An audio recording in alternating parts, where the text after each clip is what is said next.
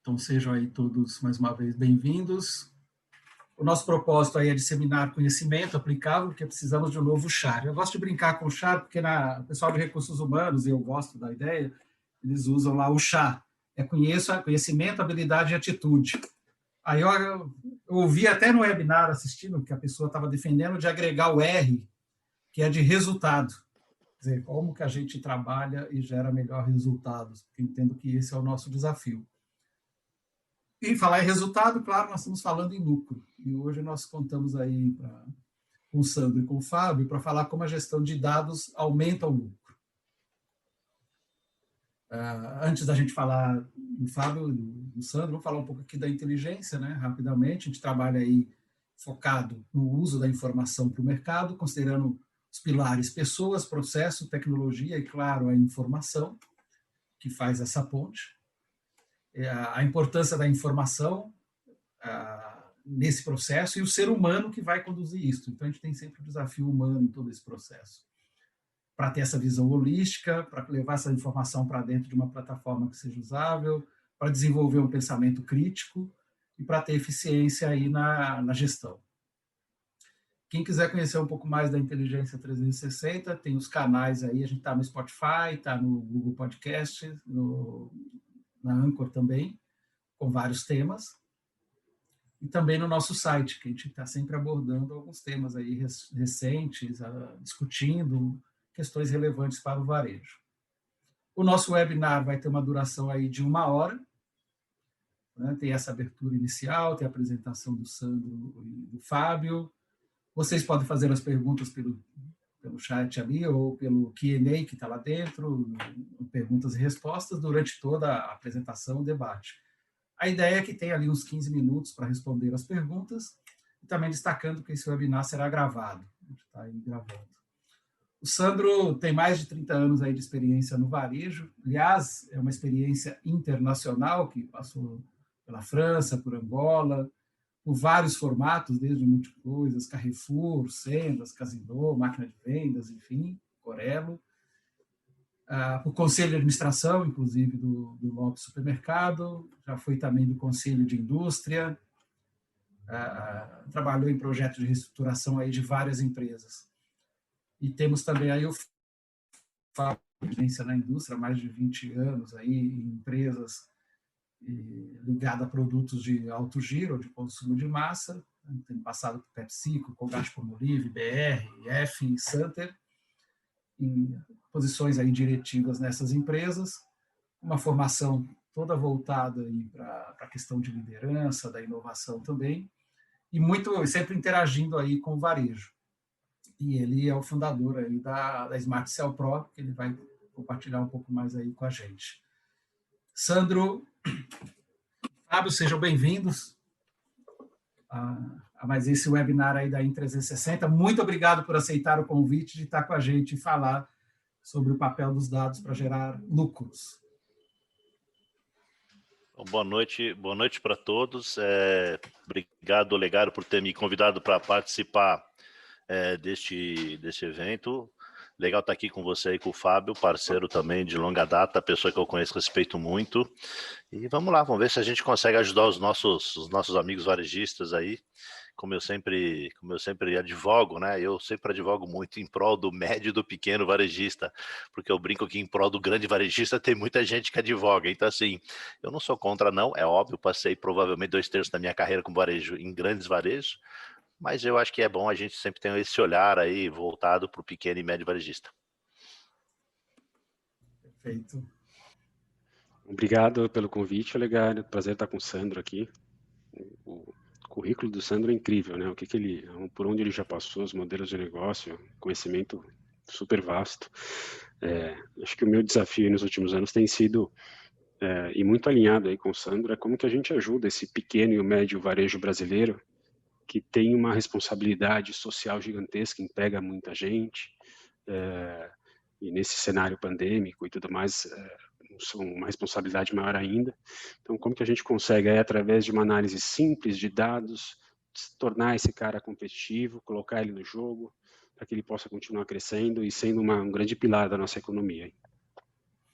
Perfeito. Realmente esse é o nosso desafio, né? Quando a gente pensa no número de empregos gerados, tem um papel aí fundamental. E os dados podem ser usados por todos. E é um desafio que a gente vive hoje, né? Afinal de contas, nós estamos falando aí numa velocidade da mudança que a gente não consegue acompanhar, em ciclos de mudanças que estão cada vez mais curtos, uma fragmentação muito grande. Eu estava até numa reunião anterior conversando sobre... era o desafio da área de compras, era o assunto, Sandro. E a gente está falando hoje da fragmentação que a gente tem, porque você tem ali na área de compras, por exemplo, você tem hoje o GC, tem o pricing, tem o trade, tem o abastecimento, e aí começou uma conversa sobre a qualificação do profissional da área de compras, um turnover que está alto, segundo o comentário que a gente estava tendo nessa reunião, de novo, qual é o papel de cada área nesse novo contexto. E as referências sendo perdidas, né? Porque, seja pela pandemia, que acelerou muitas mudanças. Eu vou começar aqui, posto esse cenário aí, que a gente tem uma concorrência mais acirrada. Claro que a pandemia fez com que tivesse menos promoções, a margem estava ali mais, de alguma forma, sob controle, mas para atender este shopper nesse novo contexto, o varejo também investiu muito. E hoje o que tem de gente também vendendo como se fosse um supermercado online, ou novos modelos de negócio, está muito intenso. E aí vem a pergunta para mim, para vocês, né? Nesse cenário complexo que está aí, como na prática o varejo usa os dados? Quer dizer, quem pode analisar a informação? Qual é a complexidade? Qual é o custo para analisar a informação? O varejo é reativo ou ele antecipa oportunidades? Quer dizer, como é que ele pode lidar com tudo isso, ter mais controle? Sandro, vou começar para você como CEO, porque eu imagino que o seu papel aí de maestro dentro de uma empresa não é simples para articular tudo isso, né? Começa a falar para a gente um pouco desse contexto. Olha, Olegário, eu acho que quando a gente fala de informação e a gente fala de dados, a gente precisa primeiro começar a fazer essa primeira distinção, né? Em geral, o varejista não tem noção da quantidade de dados que ele tem. Assim, é um absurdo, mesmo que você não tenha absolutamente nenhuma ferramenta para controlar ou para tirar para retirar uma informação daí. A gente tem muito dado, né? Isso, para mim, é um oceano azul, é um mar de oportunidade. A gente precisa saber explorar. O segundo ponto é que vamos constatar de uma maneira muito clara. Se nem as grandes redes fazem isso bem feito, muito pouca gente faz bem feito. Eu conheço muita gente que fala que faz, mas na prática são poucos que fazem bem feito. Você imagina o pequeno e o médio, não faz quase nada. E aí, na minha opinião, com relação à metodologia e ferramenta, que está um pouco do mistério da fé. Por quê? Hoje em dia, existe oportunidade e existe ferramenta, e existe pessoas especializadas para que a gente, entre fazer tudo e não fazer nada, passe a fazer alguma coisa. Então já tem gente, já tem especialidade, já tem ferramenta adequada para a gente fazer o uso, pelo menos inicial, de algumas informações. O que no fundo... eu não sei se não está adequadamente difundido isso. O fato é que cria na cabeça do pequeno e do médio varejista, que é um pouco do foco que eu quero dar aqui, que isso não é para mim, isso é muito caro, isso é muito complexo. Ok, se você vai para o extremo do máximo, vai querer fazer, sei lá uma análise preditiva de dados, prescritiva de dados, aí você está na ponta final da curva, que custa caro mesmo, exige todas aquela sopa de letrinha daqueles caras especialistas, daqueles softwares especializados, etc. Mas eu acho que tem na ponta inicial, principalmente, se eu estiver falando aqui de um pouco mais de dados para análise de transação comercial, de venda, de gestão de preço, de produto, etc., tem bastante coisa que dá para ser feito. O outro ponto que eu queria comentar é que dentro do pequeno varejo também tem uma assimetria, porque hoje em dia, quando a gente fala da geração de informação estruturada, principalmente aquela que é obrigatória por lei, todo mundo faz, gostando ou não gostando. Não dá para você escapar hoje de coisas como e-social e outros alguma coisa. Então, isso também é informação. Isso também foi um dia dado que estava solto e foi organizado e virou uma informação. E o segundo passo, que a gente já utiliza também, são as coisas que a gente utiliza para geralmente fazer a gestão financeira do negócio, os dados que a gente organiza na nossa controladoria, ou se não quiser esse nome, organiza lá na contabilidade, organiza lá no financeiro. Isso também tudo é dado. Um dia for organizado de uma maneira que pode chegar para você através de um relatório, de um gráfico, de uma planilha, e você vai tomar alguma decisão financeira, de fluxo de caixa, de investimento, uma decisão até de controle de despesas, etc. E eu acho que o ponto que mais está atrasado, por incrível que pareça, é o nosso core, é onde a gente mais teoricamente devia estar avançado, onde mais está atrasado, que é o que eu faço para o meu negócio, das informações que eu tenho dentro de casa, vou refrasear, dos dados que eu tenho dentro de casa, que eles virem informação para que eu, como presidente, tome uma decisão, para que o diretor comercial tome uma decisão, para que o comprador tome uma decisão, ou porque o cara do pricing tome uma decisão, ou da gestão, etc. Então, assim, reconhecendo que a gente, embora está um pouco mais avançado do que provavelmente uma parte aí dos nossos colegas, mas a gente também está muito distante lá na nossa empresa, a gente está muito distante do que pode ser feito. Então, eu acho que tem um caminho brilhante aí, que eu sei que o Fábio tem uma experiência muito grande, muito maior do que eu sou usuário disso, né? Assim, eu brinco que eu lá no meu passado eu tive alguma coisa a ver com isso, para meus colegas que não sabem aí, eu fui gerente de TI 9 anos no Carrefour, então assim, TI não é uma coisa totalmente desconhecida para mim, é de onde eu vim no começo da minha vida de varejista, mas hoje é óbvio, eu estou tão desconectado disso que eu não tenho a ousadia de falar nada diferente, eu sou um usuário e gosto quando as coisas chegam já mastigadas para mim. E aliás, amigos, é assim que tem que ser, a gente não tem que se meter em entender de ferramenta não, tem gente para isso, nosso negócio é como é que eu uso isso para tomar a melhor decisão em prol do meu negócio. Sandra, eu vou aproveitar esse tópico, o Nelson Alexandre, né, um amigo, e o Nelson Alexandre, ele trabalha há muito, ele passou pelo Grupo Pão de Açúcar, mas há muitos anos ele trabalha junto ao pequeno varejo, pequeno mesmo. E ele faz uma pergunta aqui que é propícia aí para você nessa linha. Ele fala o seguinte, né? A grande maioria dos sistemas oferece aí centenas de relatórios gerenciais. E isso dificulta esse pequeno mesmo, o proprietário, em analisar tudo isso. Na opinião tua e depois aí do Fábio também, quais são os relatórios que poderia ser, falar assim, que o tipo de informação ali, de dados que são indispensáveis para uma análise diária? Olha, Nelson, assim, eu não vou querer fugir dessa resposta não, mas se eu for dar ela completa aqui, é melhor a gente marcar uma cachaçada e falar nisso num outro dia.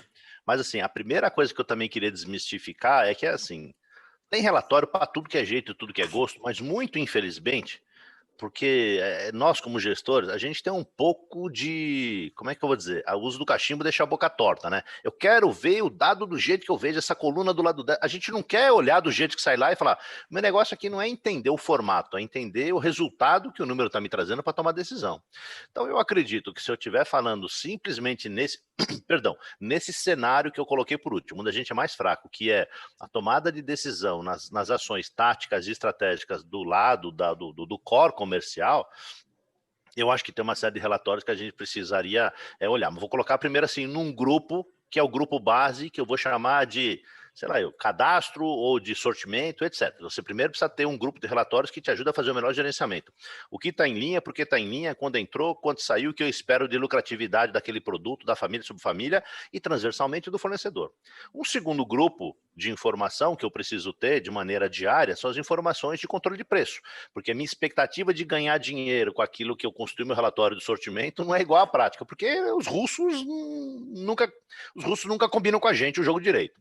Então, o segundo ponto aí, eu acho que eu preciso ter um grupo de relatórios que me ajude a fazer a gestão do meu preço, dos meus concorrentes diretos, dos meus clusters de negociação, e mais do que isso, eu preciso, fora do relatório, o relatório precisa refletir a política de pricing que eu quero definir. Assim, não me importa os outros, é a minha política de pricing.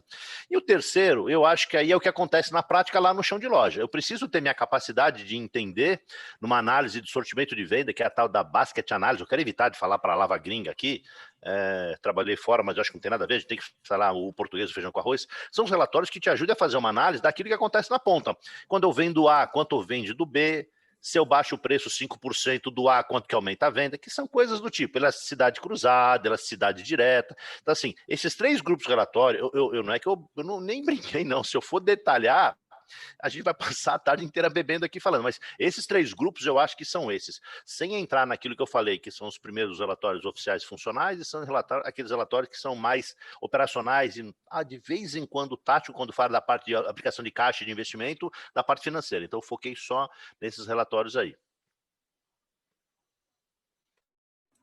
Perfeito, Sandro. Você deu mais um olhar, assim, recapitulando aqui, a questão do sortimento e rentabilidade, a precificação, e olhando concorrentes, que reflitem a política de preço da empresa, e a questão da necessidade cruzada, que está ligado à demanda, né? Assim, 3 grandes blocos aí.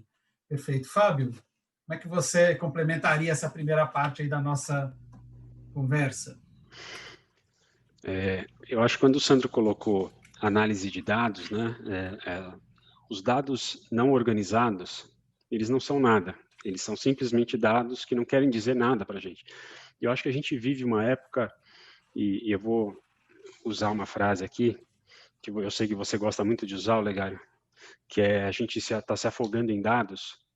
Hoje a gente tem acesso ao que a gente quiser, a informação que a gente quiser. O problema é saber qual informação eu tenho, qual dado eu tenho que pegar para transformar em informação e analisar. Então, eu acho que a gente vive um momento complexo, porque antigamente a gente não tinha informação, hoje eu tenho demais e não sei o que fazer com ela. Então, esse é um grande ponto, né? E aí, eu acho que o ponto é a simplicidade nos dá a sabedoria. Então, vamos começar do começo. Simples assim, pensando dessa forma, aonde estão minhas oportunidades? Aonde eu tenho ineficiências? Que informações eu poderia usar para gerar essas ineficiências, para resolver esses meus problemas? O ponto é que a utilização dos dados não é uma coisa pontual, porque o varejo é vivo. Num dia eu tenho um estoque, uma demanda, um preço. No dia, os amigos do Sandro, os russos e os norte-coreanos, meus inimigos, inventam outros preços, colocam um produto, fazem uma promoção. Então, tem que olhar dados de uma forma disciplinada e com uma periodicidade frequente. E eu tenho que escolher os mesmos dados, ou principalmente, como foi a pergunta do Nelson, que eu achei super bacana, quais são aqueles dados que eu tenho que olhar sempre? Eu entendi a pergunta do Nelson assim, quais são aqueles 5, 10 dados que eu tenho que olhar todo dia? Então, esses você olha todo dia. Não fique inventando relatório, mudando coluna, porque isso não vai trazer o seu resultado. Escolha aquilo que você vai olhar sempre porque é importante. Esporadicamente, você traz um ou outro dado adicional, mas esses são os que a gente precisa olhar com carinho. E aí eu acho que quando a gente olha dados, como eu transformo os dados em informação, que tipo de ação eu quero ter daquele dado, ou seja, qual foi a causa daquilo ter acontecido e que efeito aquilo vai ter para mim. E fazer de forma recorrente e disciplinada. Acho que se a gente conseguir fazer dessa forma, é um grande passo para a gente começar a usar os dados e os dados fazerem parte do nosso dia a dia. Porque eu vejo hoje muito pontualmente alguns dados serem puxados, mas o dado que é puxado no mês, ele não é puxado no outro mês, e depois não é no outro mês, e isso fica muitos meses sem puxar. E se a gente fosse, para trazer para a realidade, se a gente fosse analisar o estoque dessa forma, já está furado, porque 2 meses depois ele já está diferente da primeira vez que eu puxei. Então, essa recorrência é importante, acho que a disciplina é importante, legal. Perfeito. Ô, Fábio, você me permite fazer só um pequeno complemento? Eu acho que tem uma coisa que é importante a gente dizer também, que às vezes uma informação, dependendo do nível de gestão que você está, ele tem um significado completamente diferente. Vou dar um exemplo concreto, só para não dar a impressão de que a gente está aqui jogando conversa fora. Quando eu olho, por exemplo, a otimização de um sortimento, e a gente tem documento adequado para isso, se você é o diretor comercial, você vai usar isso para melhorar a tua margem, para vender mais, etc. Eu, como presidente, eu olho isso para ver quanto que vai me sobrar de caixa. É o mesmo dado, porque eu sei que quem está preocupado, essa palavra é errada, quem está gerindo lá, quanto que vende, a margem, etc., é o diretor comercial, porque tem um orçamento definido pelo conselho comigo, que a gente aprova, então assim, ele vai pilotar aquilo, mas eu fico olhando quanto vai me sobrar de dinheiro. E é importante a gente sempre ter também essa visão, porque não existe um kit padrão de geração de relatório, de geração de gestão. É assim, cada um pilota, dependendo da sua posição, das características da sua função, com um arquivo ou com um set de relatórios e de informações. Às vezes, a mesma informação, ela é como se fosse um cubo. Um cara olha vê de um jeito, outro, ela é a mesma, mas cada um olha de um jeito diferente, tira conclusões e toma decisões diferentes.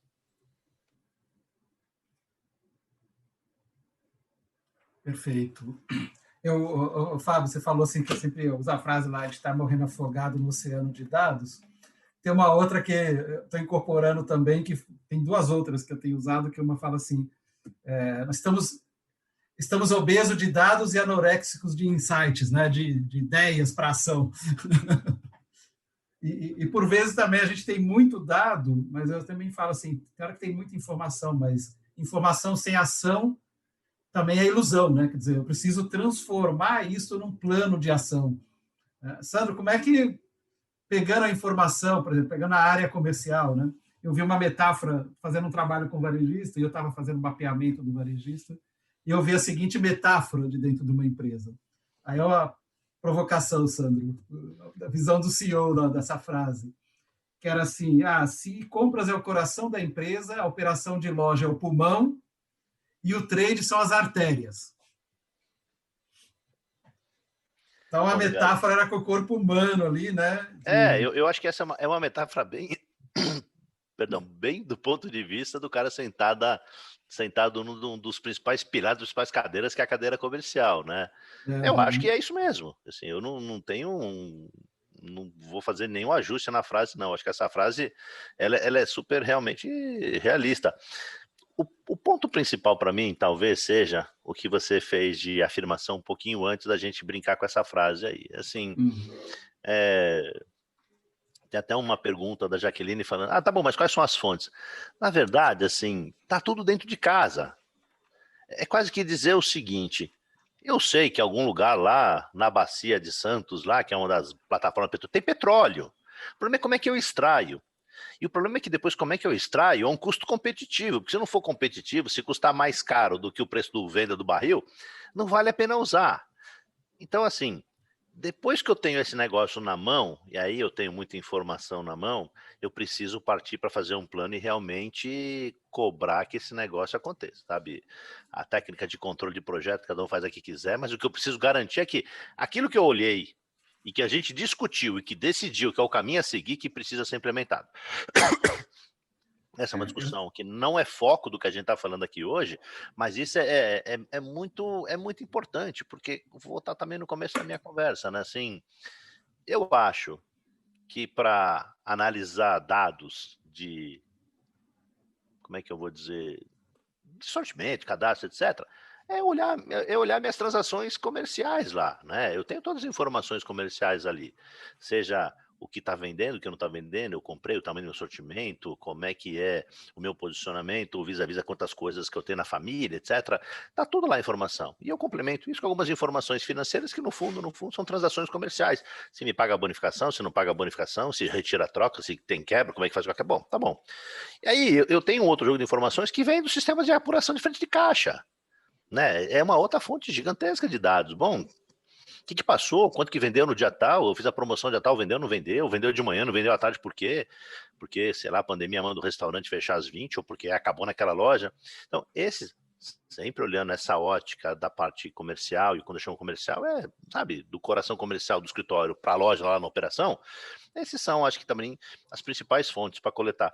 Mas, de novo, sabendo que o ouro está lá embaixo, que o petróleo está lá embaixo, a gente precisa ter um objetivo de garimpar e depois saber o que a gente vai fazer com isso garimpado, porque o petróleo está lá embaixo, depois que você extrai ele já tem valor, mas você não consome petróleo. É como se eu tenho um monte de dado, é o petróleo lá escondido, eu tiro e vira informação, mas eu não consumo essa informação.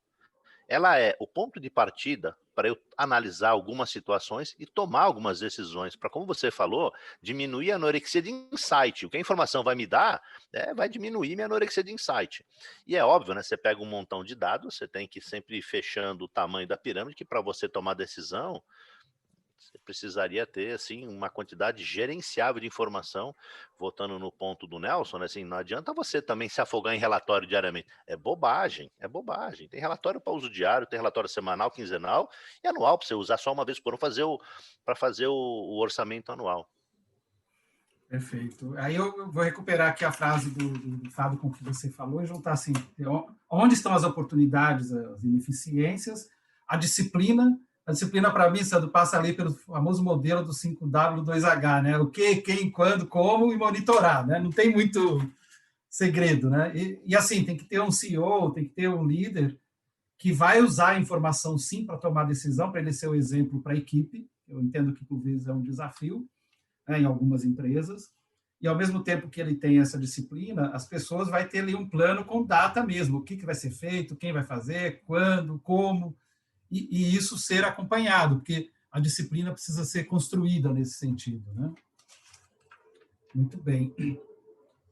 Fábio, você que respira dados o tempo todo, analisando informações aí de diferentes varejistas, o que você pode nos trazer aí enquanto benchmark para a gente olhar? O que é importante aí quando você está analisando tudo isso? Eu aproveitando aqui, acho que a discussão está bem nessa direção, preparei um resuminho para mostrar alguns dados que eu tenho visto no mercado de benchmarking, e eu acho que o que vocês comentaram, a gente quer dar um passo adiante, a gente quer inovar, quer fazer coisas diferentes, mas quando a gente olha para dentro, as nossas ineficiências corroem o resultado do varejo. Eu acho que fazer o básico bem feito já é um grande negócio num momento que a gente está. Então, eu queria só compartilhar aqui com vocês. O Geraldo Aniceto aí está participando, né, com a gente, até fez ali uma afirmação importante, que ele fala da questão da qualidade dos dados, né? Quer dizer, que começa com uma estrutura mercadológica e o varejista, por vezes, não leva a sério. Eu ainda agregaria, Geraldo, obrigado pela sua contribuição, outro fato, dos produtos serem alocados corretamente, né? Por vezes a gente olha uma estrutura que está higiene e beleza e você vai olhar lá dentro, está cadastrado ali produtos que não fazem sentido. Então, ter uma boa estrutura e garantir uma boa execução disso é fundamental para a gente ter dados, né? Exatamente. E isso é o básico, né? Quando você monta uma boa árvore mercadológica, é o básico para dar o primeiro passo, para analisar os dados. Sim. E aí, eu não tenho a intenção aqui de dar uma grande resposta e trazer coisas muito complexas. Mas eu queria trazer um pouco do dia a dia do que eu tenho visto, que a gente parasse um pouco para pensar como eu consigo ser mais eficiente no que eu faço, né? Então, eu vou passar bastante rápido, mas assim, o varejo é feito nos detalhes. Quando a gente pega um varejista que tem 11 lojas e 18 mil SKUs, a gente fica abismado, mas um varejista desse tamanho tem que tomar mais de 2,5 milhões de decisões por mês. E a gente sabe, frases ditas por vários varejistas eu passo o dia apagando incêndios e o urgente passa na frente do prioritário porque eu tenho que ficar resolvendo problemas. Então, tomar todas essas decisões de forma eficiente, extremamente difícil. E gerir bem quer dizer que a gente está olhando tudo, que nada vai passar e que a gente vai ser muito eficiente nessa tomada de decisão. E aí, outras frases que eu tenho ouvido muito no varejo poxa, eu vou para casa e acho que eu estou deixando dinheiro na mesa, né? Que minhas margens, meu capital de giro estão indo embora porque eu consigo olhar só uma parte do que eu deveria fazer e faltam horas do dia para eu fazer o restante. E aí eu preciso ser mais eficiente no que eu faço. Só que para eu ser mais eficiente no que eu faço, eu preciso olhar mais dados e ser mais assertivo na minha tomada de decisão diária para gerir melhor. Então, o que o Sandro comentou, cada um dentro de uma organização é responsável por uma parte dos dados. Aqui eu quero trazer só 3 dados, 3 análises, mas assim, os dados hoje, eles precisam ser integrados, não existem mais dados soltos, né? E a integração dos dados faz com que a gente tenha informação, né? Informação para tomar decisão, para ter bons insights. Assim, eu posso ter um sortimento eficiente, mas se o preço estiver errado, eu vou ter um estoque ineficiente. Se o meu estoque tiver quantidades erradas, mesmo que o meu preço estiver certo, eu vou ter ruptura. Então, assim, uma coisa depende da outra, né? Então, é muito importante que as coisas sejam vistas não de forma separadas, mas integradas. E aí eu vou trazer um exemplo, pasmem, mas pelo que eu tenho visto no mercado, varejistas médios, 15% do número dos SKUs, né, representam menos de 0,5% do faturamento da rede, né, e até 10% do custo de estoque. E aí, quando isso acontece, sentado na cadeira do Sandro, que foi o ponto dele, eu preciso deixar meu portfólio mais eficiente, mas não pensando na minha venda, pensando no meu capital de giro, né? Então, eu tenho muito item que vende muito pouco e custa muito para mim. Então, assim, isso trava meu capital de giro, né? Pensando em gerenciamento de categorias e tudo mais, eu tenho impactos aí na cadeia inteira de logística, o custo de estoque, tomada de decisão, pessoas para gerir tudo isso. Ou seja, tem um custo escondido aí no meio gigantesco. E aí a gente fala o seguinte, poxa, para ter um bom sortimento, então, Para não ter essa ineficiência, eu deveria ter um sortimento que tenha um bom faturamento, um bom volume, uma boa massa de margem, que seja adequado ao mercado e às minhas estratégias. Só que o ponto é que a média não faz mais sentido no mundo de tecnologia, onde a gente precisa tomar decisões no micro. Tá? Então, assim, eu preciso entender se aquele item está vendendo naquela loja. Porque, na verdade, antigamente a gente fazia sortimento de produto para uma rede ou para alguns clusters. Hoje, o nível cluster, só o nível cluster, ainda é muito feito, mas a gente vê que as empresas que estão se diferenciando, que estão usando tecnologia, usam a tecnologia para olhar o micro e olhar esses desvios. Então, teoricamente, o sortimento de uma rede deveria ser a soma do melhor sortimento para cada loja, porque cada loja tem um shopper, tem um formato, uma classe social, um entorno. Então, o sortimento da loja deveria ser, o sortimento da rede deveria ser o melhor sortimento para cada loja, e a resultante do sortimento da rede é este, né? E a gente sabe que no dia a dia é complexo, mas quanto mais a gente conseguir analisar, melhor a gente vai executar, porque a média hoje já não vale mais, já não te dá vantagem competitiva. E aqui nada mais, assim, o que eu recomendo, usando dados, assim, o Pareto ainda é muito eficiente para quem não usa dados. Então, pergunta do Nelson, o que eu devo usar? Eu usaria um Pareto para analisar o sortimento. Então, 20% dos meus itens representam 80% do meu faturamento. Só que também eu deveria avaliar um Pareto de volume e um Pareto de massa de margem. Então, quais são aqueles itens que eu poderia retirar do meu portfólio? Os itens que tem baixo faturamento, baixo volume e baixa massa de margem. Aliado a isso, se não for uma categoria estratégica para o meu negócio, eu não deveria nem pensar, eu deveria retirar. E quando a gente faz essa análise, a gente vê aquele número de retirar até 15% do sortimento, com impacto inferior a 0,5%. Respondendo à pergunta da Jaqueline, inclusive um abraço, Jaqueline, os dados estão em casa. O varejista tem todos esses dados para gerar eficiência no sortimento. E aí eu tenho sortimento eficiente, como que eu precifico tudo isso? Né? Como que eu componho esse mix de margem? Um outro aprendizado, tá? Isso é bastante comum, é que 60% dos SKUs têm rentabilidade abaixo do potencial que ele poderia ter. E aí o que eu quero dizer com isso? Não quero entrar na discussão de notabilidade, mas vamos dar um exemplo prático para quem está aqui com a gente. Um item numa categoria de arroz, por exemplo, um item super notável da categoria de arroz é o arroz branco, ou seja, aquele item que o shopper sabe o preço praticamente de cabeça, ele está sempre sendo promocionado, ele é um produto de destino para o shopper, ele atrai fluxo de clientes para a sua loja, então, assim, este item é importante você ter um preço competitivo. E você não precisa ter um preço competitivo em todos os produtos da sua loja, ser barato em todos os produtos da sua loja, você precisa ser barato entre 150, 350 400 SKUs. Se tiver um preço bem competitivo entre 150 e 350 SKUs, você já passa a imagem de ser uma loja com preço bom. Mas aí você precisa compor essa margem, e você compõe com o restante do portfólio. Então, aqui eu trago um exemplo. Então, como eu falei, o arroz branco é um gerador de fluxo. Neste caso, eu estou trabalhando com 12% de margem de um gerador de fluxo. Então, eu flutuo esse meu arroz branco para ser competitivo e componho o resto da margem no restante do portfólio, no arroz integral, que tem margens melhores, no especial e no orgânico.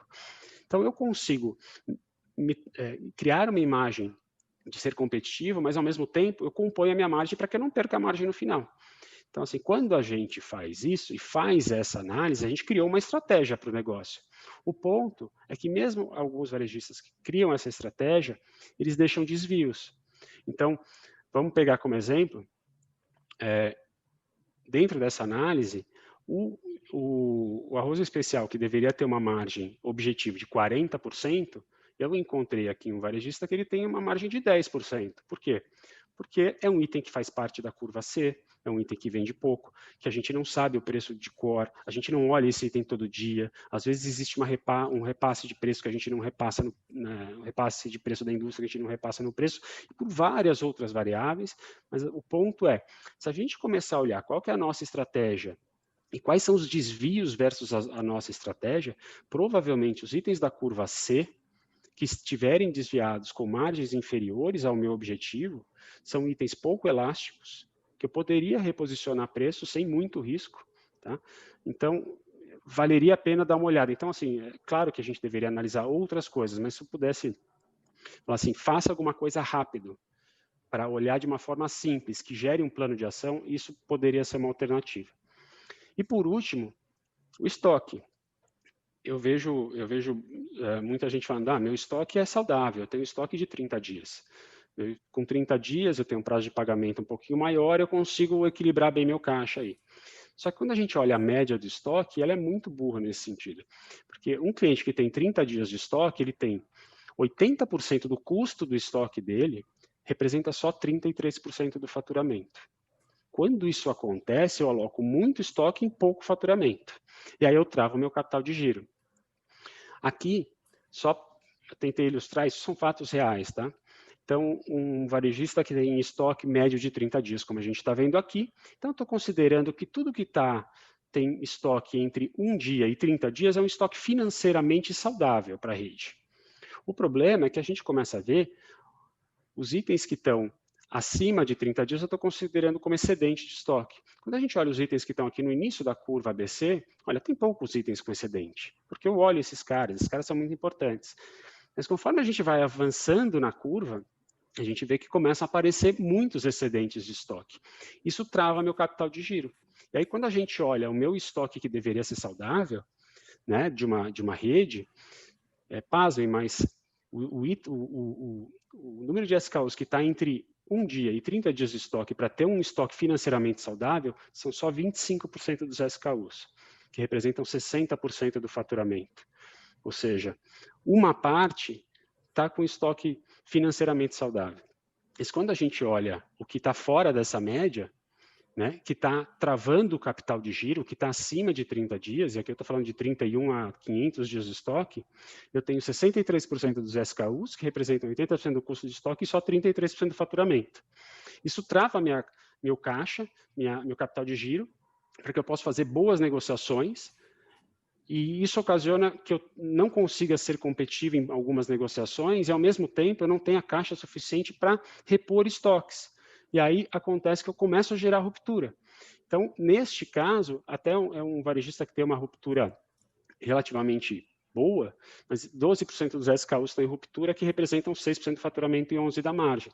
Então, assim, qual que é o ponto aqui que eu gostaria de compartilhar? Olhar a média de estoque não faz muito sentido, a gente deveria olhar o estoque por loja e entender aonde estão esses desvios, principalmente o que a gente tem de excedente, para que a gente consiga fazer uma melhor gestão desses excedentes, que são itens que a gente não olha com frequência, que fazem parte da curva B e C. O dinheiro está lá, o capital de giro está lá. Então, quando a gente ajusta o sortimento, arruma o preço, né, simplifica o sortimento e a gente começa a ajustar o estoque, a gente começa a gerar eficiência nessa tomada de decisão. Isso faz com que a gente tenha uma gestão mais eficiente. Então, eu queria só dar um exemplo. Um varejista de 12 lojas que tem 13 mil SKUs. Depois de rodar e entender todas as oportunidades, um varejista deste tamanho, ele deveria corrigir 172 mil desvios. A gente sabe que é humanamente impossível, mas, de novo, quando você faz a análise dessas 3 variáveis, o Pareto vale, eu vou acionar, colocar as ações em prática do que vai me dar mais retorno, né? E quem tem usado dados, a gente vê aqui um varejo de 19 lojas que fatura aproximadamente 40 milhões, utilizando dados, a gente vê que a gente consegue ser muito mais eficiente e o impacto em margens, em capital de giro, são muito grandes. Então, varejistas que chegam a gerar margens adicionais de 11% e redução de estoques em torno de 9%. Então, o que eu queria convidar, e na verdade o ponto foi, o que eu faria amanhã, né? O que vocês podem fazer amanhã? O ponto é olhar os dados que vocês têm em casa, fazer uma curva ABC para o sortimento, fazer isso possivelmente por cluster ou por loja, não fazer geral, olhar esses desvios de margem, olhar esses excedentes de estoque, mas olhar isso pelo menos uma vez por mês, no mínimo, para que vocês possam fazer um plano para o mês, para correção desses desvios. Então, era esse o convite que eu queria fazer e convidar vocês para rentabilizar o negócio, que tem aí uma grande oportunidade. Eu vou fazer uma pergunta aqui da Juliana Pivato. Obrigado, Juliana, por participar aí com a gente. Ela pergunta assim, acredita que o ideal seria olhar a margem ponderada, saudável da categoria? Tem várias formas de olhar. E aí é o ponto que é o quanto a gente quer elaborar, que foi o ponto do Sandro, né? O quanto eu posso olhar tanta coisa, mas o quanto eu quero elaborar tudo isso. Eu poderia elaborar, olhar a margem ponderada da categoria, e dentro da ponderação da categoria eu poderia olhar cada SKU para ver onde estão os desvios e ver se esses desvios estão de acordo ou não com a minha estratégia de negócio. Então, eu deveria fazer, sem dúvida, por categoria, por loja, quanto mais microanálise, melhor. O ponto é o quanto eu consigo fazer de análise e depois o quanto eu consigo transformar isso em plano de ação e realmente executar. Né? Então, fazer muitas análises para não conseguir executar nada, eu prefiro que a análise seja o que eu consigo analisar de acordo com a minha capacidade de execução. Olegário, eu queria fazer só um complemento para a pergunta da Juliana, que eu acho que a resposta que o Fábio deu é corretíssima. Eu só queria fazer o seguinte comentário, que às vezes a gente esquece no dia a dia e que a gente precisa olhar a margem da categoria, da família, subfamília ou até do produto, mas ela tem que refletir o posicionamento estratégico que a gente definiu. Então a gente precisa tomar cuidado de ter, ao menos uma vez na vida, definido qual é o meu posicionamento. Como é que eu gero valor para o meu cliente? Quais são as minhas categorias de destino? Como é que são as outras categorias? Como é que eu me... Porque, assim, a gente faz esse negócio no papel, define na gestão de categoria isso muitas vezes, mas não faz a conexão disso com aquilo que eu preciso dar grana na última linha para pagar a conta. Eu preciso dessa conexão. Senão, uma frase... No money, no fun. É mais ou menos assim, entendeu? Então, assim, o que o Fábio falou, tem várias formas. Eu acho assim, é importante a gente sempre se ligar, olha, essa margem é baixa, é alta? Essa resposta não é assim que você responde. Essa margem é baixa, é alta em relação ao que você definiu para a estratégia do seu negócio e como aquela categoria faz parte dessa estratégia. Aí você fica seguro, porque o Fábio deu um exemplo lá do arroz. 10 é alto, é baixo para arroz? Não sei. Se você vender 100% só do branco, aquele modelo dele não funciona. Então ele já está ponderando naquele modelo que ele propôs do Pareto. Né? O modelo do Fábio ele já é um modelo ponderado, né? Ele já ponderou o volume pela margem que ele está dando para cada segmento. Mas se no final daquilo, vou brincar, dá 14, e 14 é aquilo que eu espero da categoria arroz, ótimo. Mas se precisar dar 18, eu vou ter que voltar para trás, provavelmente o 10 não vai ser 10, vai ser 12. E às vezes eu chego num ponto, num beco sem saída, porque o meu concorrente não deixa fazer 10. Aí o que eu tenho que fazer? Ir pro box, amigo, e pedir mais 2 pro fornecedor, porque é lá que está o buraco, não é em casa. O buraco não está em casa. Aliás, está em casa, mas não está na ponta da estratégia de pricing. Está no custo, que é é o ponto de partida para a minha estratégia do pricing. Você está falando assim, quando a gente olha para o sortimento e olha para as decisões de margem, de precificação, qual o papel que essa categoria tem, né? Eu vou usar para atrair cliente, ela é conveniência, ela é da rotina, ou seja, eu preciso dedicar um tempo para essa discussão, né, Sandro? Eu preciso dedicar isso, Olegário, e ver como é que, depois que eu tiver atendido essa visão, como é que eu fecho isso na minha DRE. Uhum. Né? Porque tem vamos que supor... fechar a conta, né? Tem que fechar. Vamos supor que eu defino lá, como é importante para todo supermercado de bairro, o FLV e açougue é importantíssimo. Então quase todo mundo quer ser destino. Mas se você vai começar a verticalizar, só vender essas duas categorias, o teu negócio não vai ficar em pé e você não está fazendo nada errado do ponto de vista de estratégia. É aquilo que o cliente quer, você está com os produtos ok, qualidade ok, mas não fecha. Aí a gente vai ter que mexer de novo nesse cubo de informação para tirar outras propostas adicionais para entregar valor para o cliente, porque aquela você vai quebrar. Aquela realmente, assim, aquela estratégia não vai funcionar. Então, depois que eu fizer essa definição, a gente precisa fazer com que isso bata com o que eu preciso, ou com aquilo que o conselho de administração determinou, aquilo que o sócio quer, aquilo que o dono espera de resultado na última linha. Sandro, vou pegar só um ponto do Gustavo aqui, que ele fez um comentário, ele falou, o comentário do Gustavo: Fábio, não se esqueça da cauda longa. Eu entendo que ele comentou um pouco sobre a simplificação do portfólio. Eu penso assim, você realmente precisa simplificar o portfólio para ganhar eficiência. Só que você não pode ferir a tua estratégia. Então, você não precisa ter cauda longa em todas as categorias. Você precisa definir, na minha opinião, algumas categorias às quais você quer ser reconhecido pelo teu shopper. E nestas categorias, se a tua estratégia for trabalhar com cauda longa nessas categorias, Faz total sentido, é isso. Agora, você não precisa ter em todas as categorias, porque quando você faz isso, você trava seu capital de giro e cria uma complexidade em toda a operação. Então, na verdade, Gustavo, meu ponto foi, essa análise da simplificação do sortimento, ela pode ser feita de duas formas, na minha opinião. Uma pouquíssimo assertiva, mas muito eficiente, que é olhar a loja como um todo. Você vai tirar bazar, vai tirar FLV, vai tirar tudo. Provavelmente você vai tirar muito bazar, porque são os itens de pouco volume, pouca venda e tudo mais.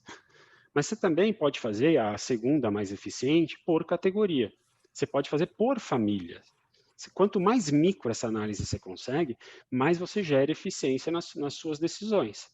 Então, se tem um varejista que tomou a decisão no meio do caminho, eu quero gerar imagem de saudabilidade na minha rede, poxa, então ele, ao invés de tirar, ele precisa começar a incluir itens que passem essa imagem.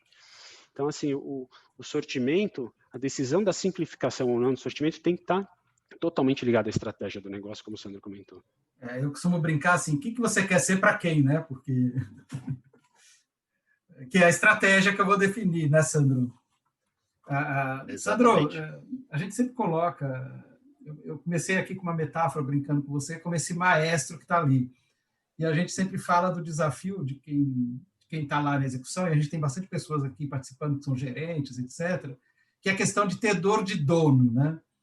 Que é uma dor de dono, ou dor de um CEO, né, no caso, e como é que um CEO, o que ele espera, ou como é que ele procura entender as partes, o que ele espera das equipes nessa visão mais sistêmica, né? Porque cada um fica ali puxando para o seu lado, etc., e por vezes essa visão do todo fica comprometida. O que você poderia comentar sobre essa dor de dono, dor de CEO, que essas partes conversarem melhor nesse mundo fragmentado, todo mundo sem tempo, e todo mundo com uma opinião ali muito formada, né? Essa frase, ela infelizmente começou a ficar meio desgastada para a gente no varejo, sabe? Mas assim, dor de dono serve para qualquer coisa na vida que você faça, que chegue em casa, a hora que você corta a barba, você tem a vergonha, a hora que você se vê no espelho. Ou para a moça, quando ela vai se maquiar, ela tem a vergonha de ter feito aquilo. Quando os dois põem a cabeça no travesseiro, eles têm vergonha. Então, assim, o que é a dor de dono, né? É uma metáfora para a gente dizer o seguinte: tá bom, se o dinheiro fosse seu, você teria feito isso aí, cara? Se essa grana, em vez de ser do dono, fosse seu, você teria introduzido esse produto que não gira porcaria nenhuma. Você teria feito esse terminal que não tá vendendo nada. Você colocaria esse biscoito aí, que o cara é teu amigo, mas ele, porra, assim, isso é a dor de dono, né? Porque eu vejo que, às vezes, os nossos colegas do varejo, e eu, como muitos dos que estão aí, estou desde dezembro de 87, então estou há bastante tempo com muitos dos que estão aí, e trabalha pra caramba. Isso não quer dizer dor de dono, viu, pessoal? Não quer, não. Porque o dono não é o cara que trabalha 30 horas. Pode trabalhar, pode não trabalhar, mas normalmente é aquela pessoa que tem uma preocupação de, tá bom, se o dinheiro não vier, quem é que paga essa conta no final de mês? Não sou eu, CEO. Eu não tiro do meu bolso para pôr no caixa quando a caixa não fecha. É o dono. Então, por mais que o empregado tenha dor de dono, ele nunca vai ser o dono. Mas a gente tem que ter vergonha na cara quando a gente não entrega aquilo que a gente se propôs a fazer. E o ponto principal para mim, Olegário, é que às vezes a gente não faz aquilo que a gente precisa fazer, não é nem por falta de dor de dono, é por usar corretamente as ferramentas. Então eu só não simplifico a história da dor de dono, porque tem gente que trabalha pra caramba, que nem um camelo, atravessa o deserto sem água, chega lá de lá o camelo morre. Não adiantou nada, porque não é isso que a gente quer fazer travessia, não quer matar camelo. Então o importante é, juntando a história com a dor de dono, é ter um pouco dessa visão que você chamou de sistêmica, que é cada um faz o seu, cada um se responsabiliza pela sua parte, cada um cria as suas estratégias para ter certeza de que entregou tudo que podia entregar, nunca admitir fazer menos daquilo que você possa fazer e se dedicar ao máximo, mas precisa usar as ferramentas corretas. Para a gente não usar as ferramentas corretas, a gente não entrega. Eu vi um comentário que o Nelson fez aí, que eu queria comentar em cima, que é assim, puxa, a gente pode usar dados de outra loja? Não só pode, como deve, mas para quê? Esse é o meu ponto. Entendeu? Você tem que usar, como se tem uma estratégia de Pareto, tem uma estratégia de gestão por benchmark. Aí sim, para você fazer uma reunião e falar assim, poxa, a gente tem uma mesma política, posicionamento, as lojas estão todas iguais, mesmas condições, etc. Por que essa loja está crescendo 10 e aquela está caindo 5? Aí eu acho que a gente define os parâmetros são os mais importantes para nós no nosso negócio, não sou eu que vou ter a arrogância de falar o que é mais importante, mas a gente sabe que cabe numa mão, aqueles que, se esse aqui não atendido, velho, esses 5 primeiros atendidos, pode ter 50 que não vai resolver sua parada, para você ter esses 5 aqui que todo mundo sabe, vem da margem de estoque, assim, e eu acho que é fundamental a gente utilizar parâmetros de outras vozes, mas não para definir meta, para ver desvio da meta. É para a gente ver, analisar. O americano faz muito isso, porque o americano tem uma cultura um pouco diferente da cultura europeia. Ele ranqueia tudo e tudo ele tem que entender o desvio. E a sacada, para mim, é importante dizer isso. Quando você tem um desvio positivo, precisa gastar tanta energia para entender, e a gente não faz. A gente só gasta energia para entender o desvio negativo. E é uma pena, porque às vezes é mais útil e mais fácil de você reproduzir uma boa experiência do que tentar apagar e corrigir uma má experiência. Então, não estou dizendo para você olhar o cara do padrão que você estabeleceu, sei lá, média, mediano, você define aquilo que você acha mais conveniente e checa se esses parâmetros. Quem está pior, você não vai olhar, sim, e vai cobrar muito, inclusive a dor de dono que o Olegário falou. Mas você tem que olhar o desvio positivo. Falei, puxa, quais são as coisas bem feitas, as experiências positivas que eu tenho que replicar?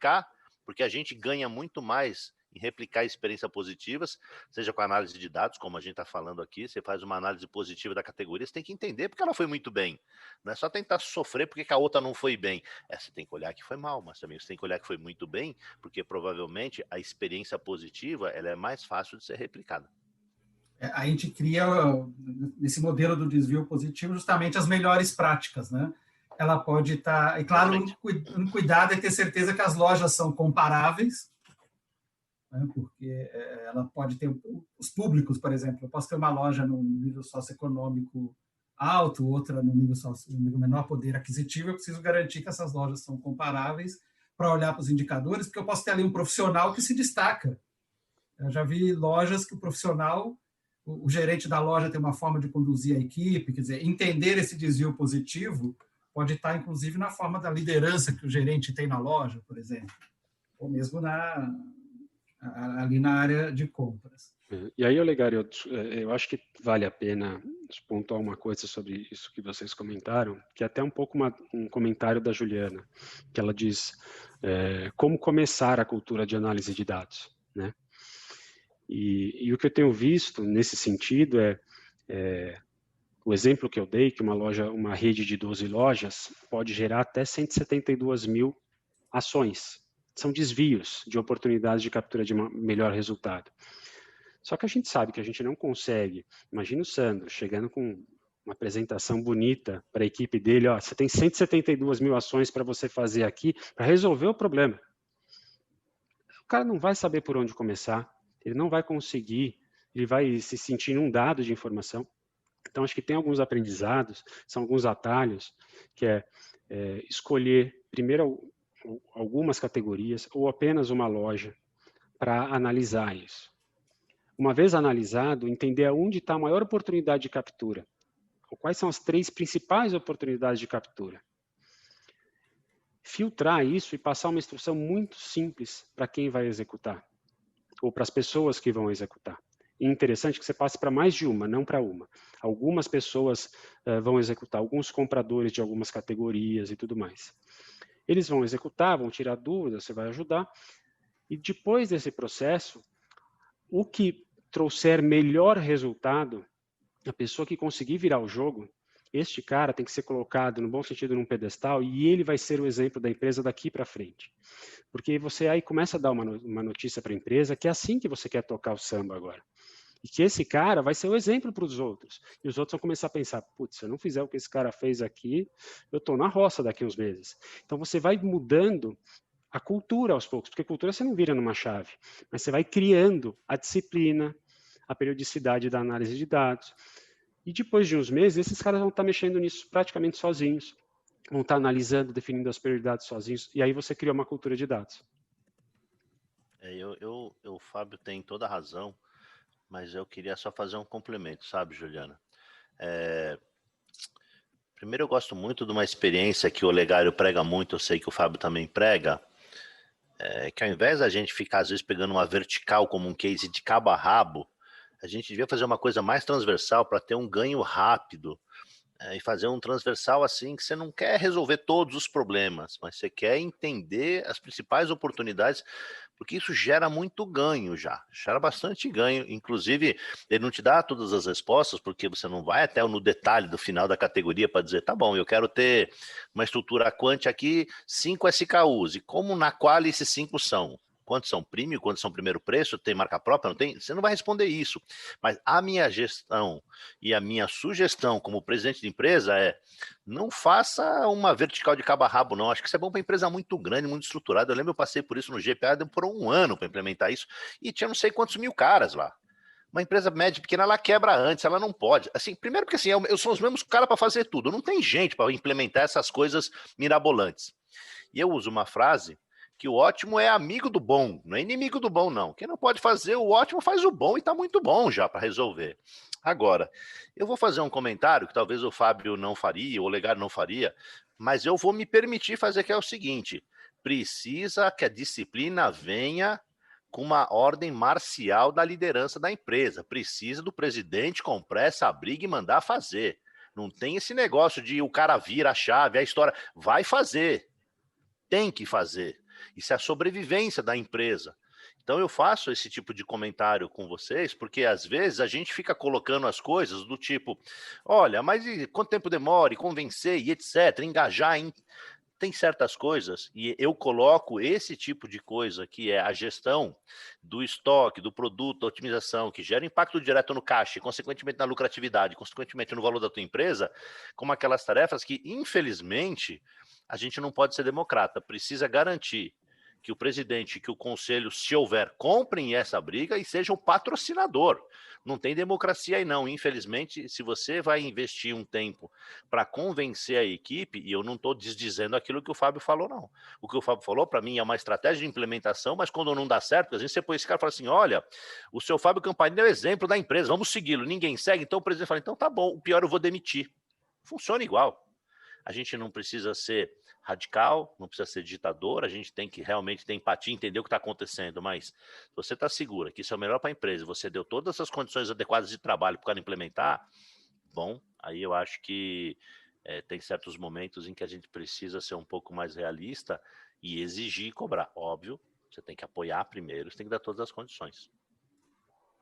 E, Juliana, só reforçando aí, é importante ter esse, como o Sandro colocou, é importante ter pequenos casos para você executar rápido, mensurar o resultado e compartilhar esse resultado, porque este exemplo ele vai se tornar construtivo e vai fazer as pessoas irem em frente. Eu gosto muito de um livro que discute a questão de metas. Quando nesse livro ele discute o seguinte: a emoção é o elefante, a razão é o rato.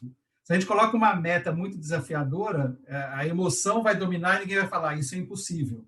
Agora, se a gente vai fatiando e vai tendo pequenas conquistas ao longo do tempo, e vai mostrando isso, e vai compartilhando, e vai aprimorando este processo, né? Eu citei no começo justamente o 5W2H, que eu vou medindo o que eu estou fazendo, com esse compromisso que o Sandro destacou, é fundamental para a gente ter resultado. Bom, nós já estamos aqui, já são 8h05, tem mais uma pergunta aqui do Samuel, que eu vou deixar aí para vocês. Talvez, Sandro, você possa aí nos ajudar. Aí. Ele pergunta, como virar a chave na estratégia? Como exemplo, ele tem a participação de venda alta, grande categoria de margem, com margem baixa, deixa eu ver se eu entendi, categoria de margem menor, como dar esse desempenho, mantendo boa venda e melhor margem de contribuição? Quer dizer, ele tem itens que vende muito, mas que não chega no resultado, né? Pelo que eu entendi da pergunta dele. Samuel, na prática, é muito difícil você mexer nessa categoria. Porque provavelmente, se ela está vendendo muito, é por 2 fatores. Porque ela é uma categoria ou são produtos que são super importantes para o teu cliente, e provavelmente deve ser o teu cliente-alvo, e porque você tem um preço muito bom. Como é que a gente combate isso para sair desse negócio? A gente precisa entender quais são as outras categorias que realmente são importantes e começar a trabalhar elas em paralelo. E também ver como é que eu gero valor nessa própria categoria para entender por que se você vende muito volume e você está conseguindo uma margem baixa, provavelmente só está vendendo aquele produto que é o importantíssimo. Você não está conseguindo mostrar. E aí, qual é o grande problema? Quando você define que você quer ser uma categoria destino, e eu não sei se esse é o caso, eu estou falando de maneira bem genérica, o importante é que você tem que gerar valor para o cara em tudo. no preço, no sortimento, no posicionamento, na entrega. Isso é mais importante, às vezes, até do que só vender muito. Então, o que é o meu conselho aí? Dá uma analisada para entender se está vendendo muito porque o teu preço é o mais barato da praça e se você está fazendo isso de propósito ou não. Se você falar, não, Sandro, aqui todo mundo faz igual, eu não consigo mexer. Beleza, porque eu de cara ia te falar assim, não suba o preço. Porque aí você vai ficar sem essa venda e a margem que não vinha, aí que não vai vir nada mesmo. Então, assim, mantenha isso. Mas tenta entender aquilo que o teu cliente nessa categoria poderia ter que não tem. Eu não sei o que é, porque eu não sei exatamente qual categoria. Se depois você quiser mandar um e-mail para mim da categoria em particular, a gente pode discutir com mais calma isso. Mas o importante é, primeiro, não achar que você vai combater isso com essa categoria. Segundo, precisa combater sim, porque senão são daqueles casos em que o negócio, a estratégia não bate com a grana e no final a gente vai perecer, a gente vai quebrar. E eu acho que existe a possibilidade de você combater isso com outras categorias que esse teu cliente também acha importante, porque assim, não existe um cliente que só compra uma categoria importante. Precisa entender quais são as outras. Isso é fácil, dá para você fazer uma análise também, que o tal daquela análise de sortimento não, de análise de venda resolve. Tá bom, todo mundo compra arroz, verticaliza arroz. O que os caras levam junto no dia do arroz? Pô, vou ter que ganhar dinheiro na outra categoria. Essa é uma das estratégias. Mas precisaria ter um papo um pouco mais detalhado. Eu só queria deixar na cabeça registrado uma coisa. Não faça um movimento brusco para virar a chave aí. Se você virar a chave, você vai ficar sem nenhum nem outro. Não faça isso, não. E procure entender o cliente que compra aquilo, o que mais ele está fazendo. E aí, sabe como é que você faz? Faz uma pesquisa básica interna com teus clientes dentro de casa, pergunta. Quando você vê o cara que está comprando aquele produto lá, que está te derrubando, vai lá e pergunta, quem mais o senhor está comprando? Por que está comprando? Por que só compra isso? Eu estou propondo uma coisa bem caseira, mas essas coisas caseiras, eu gosto de dizer que funcionam em 80% a 90% dos casos. Perfeito. Bom ponto, Sandro. Acho que você resumiu, assim, falar acho que super bem o que eu concordo com tudo. Eu acho que o grande ponto aí é tomar um cuidado com essa concentração, a história de deixar todos os ovos na mesma cesta. E se um dia você tem um concorrente que te ataca nessa categoria, você vai sofrer muito, provavelmente você vai perder muito faturamento e volume e vai impactar teu resultado. Eu acho que o ponto é não retirar desse produto, mas como que você cria um mix melhor de margem nos correlatos. Então, te dar um exemplo do dia a dia, por exemplo. Se você tem esse item que vende muito, provavelmente você deve promocionar esse item com frequência, ele deve ir para um tabloide com uma certa frequência. Então, pensando nesses correlatos que o Sandro comentou, quando você for para um tabloide, leve esses correlatos também para que você tenha um mix de margem melhor para esse tabloide e que você consiga extrair que esse cara compre mais coisas e não só esse item, que ele se interesse por outras coisas. E aí você vai, não tirando deste item, mas você vai criando valor em outras coisas para que você equilibre melhor ou essa categoria ou essa macro categoria que você está envolvido. Falando nesses correlatos, Samuel, complementando aí a fala do Fábio, imagina que você está promovendo fraldas. O que você pode vender junto com fralda que tem a ver ali em puericultura, por exemplo? Então, você vai ter produtos que vai dar melhor margem e que se você colocar ali no tabloide junto, primeiro, você vai estar mostrando para o seu shopper, para o seu consumidor ali, que você tem uma solução para ele em torno daquilo, porque pensa na solução para o cliente. Então, se você compra arroz, o que ele vai comprar junto que outros produtos para fazer uma receita de arroz diferenciada? Se é para cuidar do cabelo, o que você pode vender junto com shampoo, com condicionador? Enfim, pense numa solução, não pensa só no produto, no item, mas pense num conjunto de produtos que são complementares para aquele cliente. E aí vale a pena você conversar com o cliente, com o funcionário da loja, né, a pessoa que é responsável pela casa, ela vai ajudar muito a pensar nesses produtos que são complementares e que faz a diferença. Você pode até ter uma solução, até propor receita, tem gente fazendo isso. Então, essa combinação de produtos e repensar o tabloide pode ser aí um bom caminho para trabalhar. Bom, gente, nós já avançamos aqui, já são 8 horas aí, 12 minutos, respondemos as perguntas. Eu lancei aqui uma pesquisa para vocês passarem para a gente como é que foi o nosso webinar, né? E a avaliação foi muito positiva, né?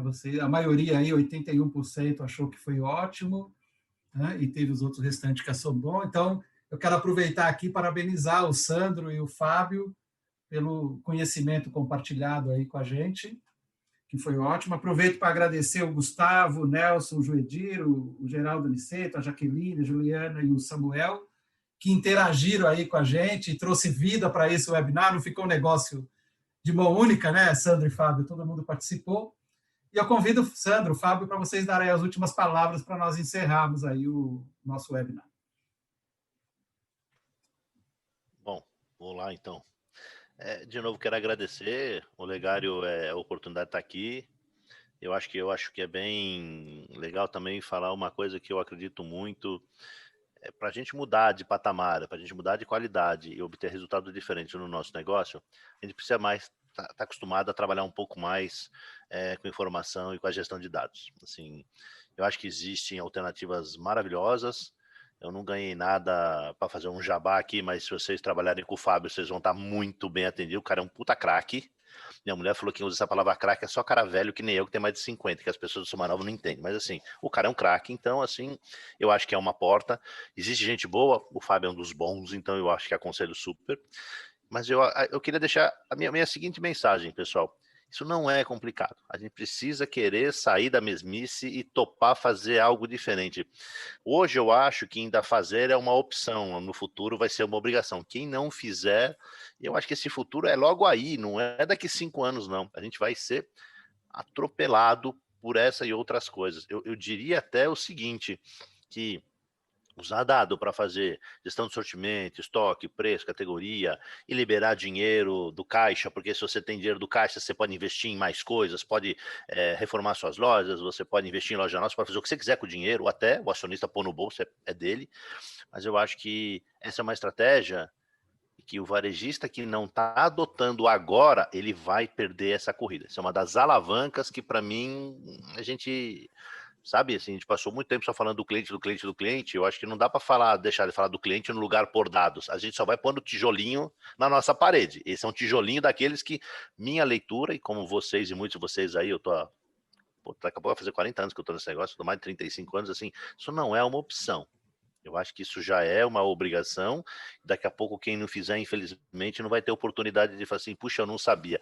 Façam, pessoal. Comecem, porque isso é que nem escovar os dentes. Precisa escovar 2 vezes por dia, no mínimo, 2 minutos no mínimo, e usar fio dental não é opcional. Fio dental é obrigatório. Isso aí, para mim, é como fio dental. Enche o saco, mas precisa usar. Muito obrigado a todos vocês. E se depois vocês quiserem falar comigo, Olegário, passo meu e-mail para vocês. Quem quiser falar, né, de alguma coisa de varejo, eu estou à disposição aí para todos vocês aí, o que eu puder responder, respondo, que eu não puder, eu já estou muito velho para ter vergonha de falar que eu não sei, então eu não enrolo muito não, falar isso aí não é comigo não, porque eu não tenho a menor ideia. Muito obrigado, Olegário, muito obrigado, Fábio, pela oportunidade, pelo carinho de todo mundo aí. Uma boa noite, boas vendas para todos e bons resultados.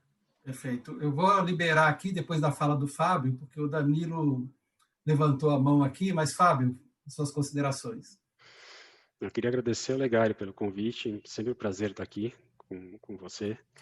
Eu não tenho o que falar do Sandro, né? Sandro, você usou a palavra craque, né? Que você disse que é um pouco criticada pela sua esposa em relação à palavra craque. Eu vou usar a palavra do meu filho, né? Que ele diz assim: ô papai, esse cara mita. Ele mitou, que é um cara. Olhando o teu currículo, o teu histórico, o teu conhecimento, acho que assim, não dá para contar em uma mão quem são os caras que têm a tua experiência e passaram por tudo que você passou. São tão eficientes e bons gestores como você. Então, cada dia que eu converso de alguma forma com você, eu aprendo muito, saiba disso. Eu tenho muito bem-querer por você. E obrigado, viu, Sandro? Foi um prazer estar aqui. Obrigado a todos pelas perguntas. Eu achei que a troca foi muito legal com as perguntas. A gente foi discutindo, perguntas super pertinentes. Espero ter respondido